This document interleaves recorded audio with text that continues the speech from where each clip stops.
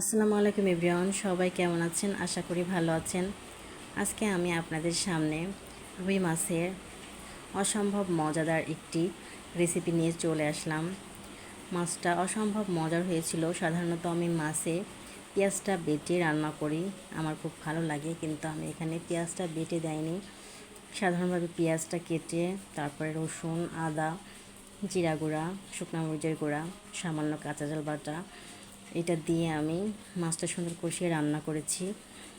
আর এর ভিতর দুইটা নতুন ইনগ্রেডিয়েন্টস আমি দিয়েছি, যার জন্য মাছটা অনেক লোভনীয় হয়েছে দেখতে এবং অসাধারণ স্বাদের হয়েছে। তো সেই দুইটা ইনগ্রেডিয়েন্টস আমি আপনাদের সাথে শেয়ার করছি। সেই দুইটার ইনগ্রেডিয়েন্টস হচ্ছে ফিশ সস 1 চামচ, আর হচ্ছে টমেটো সস 2 চামচ পরিমাণ মতো আমি এখানে দিয়ে দিয়েছি।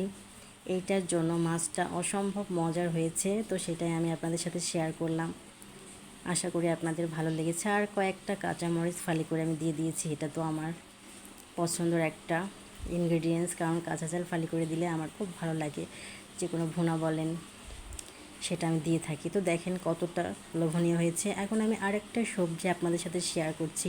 এই সবজিটা কে কে খেয়েছেন আমি সেটা জানি না। এটা হচ্ছে পেঁপে আর পুঁই শাক আর ডাল, কালাইয়ের ডাল। এটা দিয়ে এই সবজিটা রান্না করলে খুব মজার হয়ে থাকে। এটা হচ্ছে রাজশাহীর একটা পছন্দের খাবার। আমার শাশুড়ি আমার কাছ থেকে এটা আমি শিখেছি। সবসময় একই রকম খাবার কিন্তু ভালো লাগে না, মাঝে মাঝে একটু ভিন্ন স্বাদের হলে কিন্তু ভালোই লাগে।